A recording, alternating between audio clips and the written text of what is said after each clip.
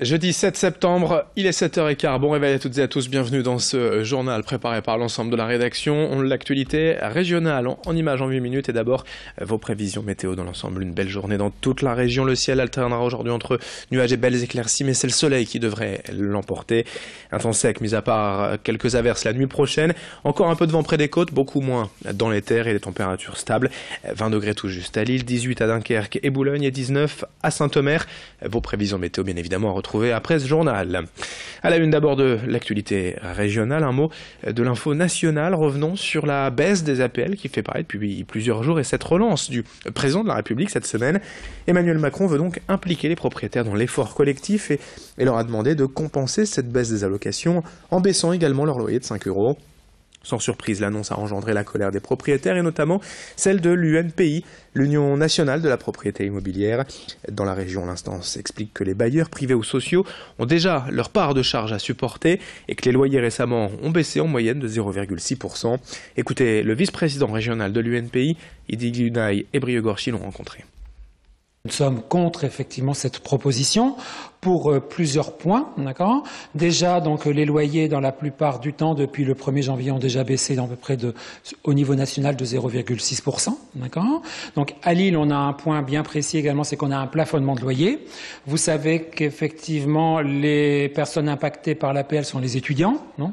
Mais effectivement dans le plafonnement de loyer, les appartements qui sont impactés sont également les studios.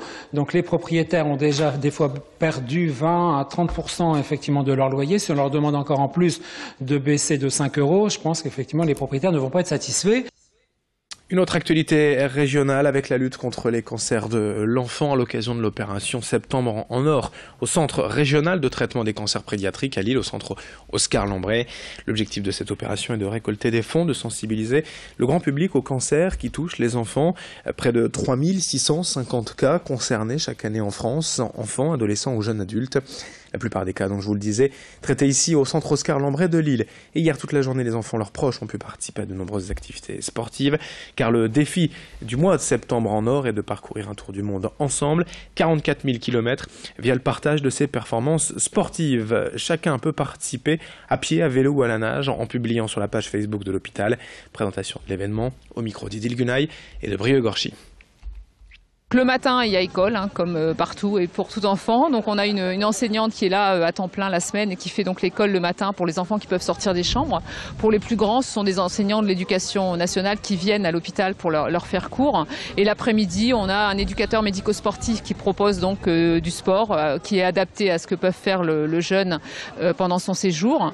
Et plein d'associations différentes, les clowns, il y a Choisir l'Espoir qui fait plutôt de l'accompagnement des parents, Cheer Up qui est une association de jeunes qui propose différentes activités, apprendre la musique, faire des jeux de société, regarder un film, enfin voilà, on essaye vraiment de rendre la vie chez nous la plus facile possible pendant la chimiothérapie. L'autre actualité à suivre encore, la mobilisation des motards en colère. Dans la région, ils dénoncent le manque de sécurité sur les routes, notamment l'A25, l'autoroute Dunkerque-Lille, et particulièrement dans les bretelles de sortie, dangereuses et à rénover selon eux. Ces derniers mois, de nombreux accidents de moto y ont été recensés, certains ont été lourdement blessés. Pour la Fédération française des motards citoyens, l'accent doit donc être mis non pas sur la vitesse et les radars de contrôle, mais sur l'aménagement des routes et la sécurité. Les motards en colère ont déjà manifesté dans la région il y a quelques semaines. Ils recommenceront donc prochainement aux abords des sorties de l'A25. Explication au micro d'Alexis Tessier.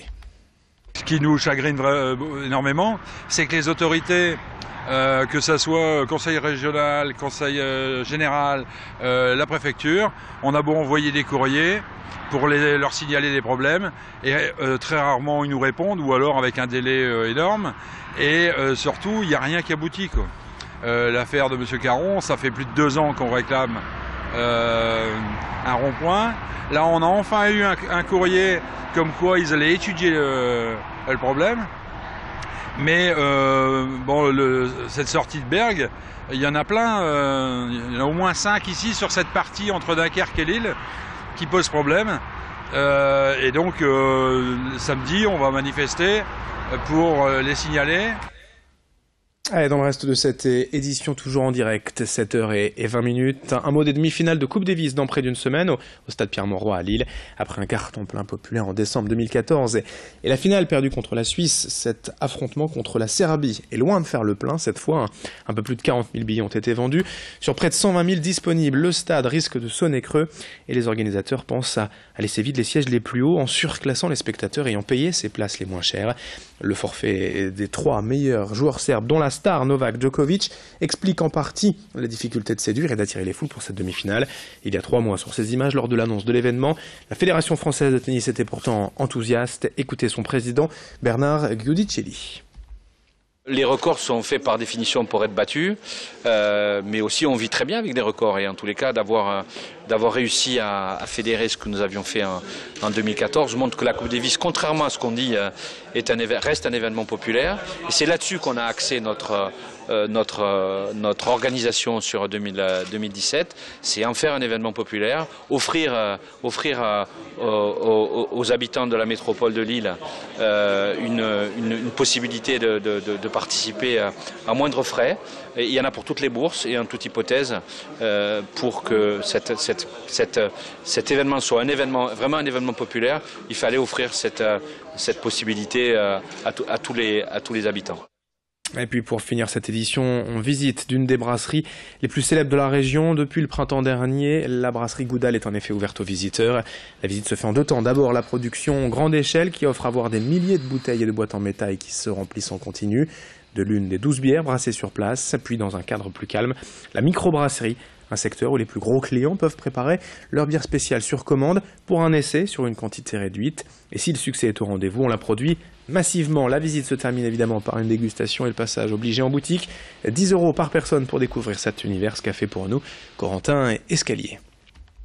La différence entre les toutes petites brasseries et les nôtres, c'est que les gens sont très très contents de voir un embouteillage ultra moderne, de voir les packs qui bougent, les bouteilles et surtout après déguster nos bières. On a 8 sortes de bières dégustées en bas et on a 90 sortes de bières dans le magasin. Nous sommes certainement la seule brasserie à avoir une micro-brasserie puisqu'on fait des brassins de 8 hectos et les gros clients, quand ils veulent faire une bière à la violette, à la spéculoos, à la framboise, à la rose, enfin, on leur fait finalement comme dans un resto finalement des essais. Si ça marche bien, c'est bon. Si ça marche pas, on refait. Et après, quand c'est bon, on retransmet ça dans la grande brasserie pour faire du volume. Allez, fin de ce journal à suivre. Vos prévisions météo. Très belle journée à toutes et à tous.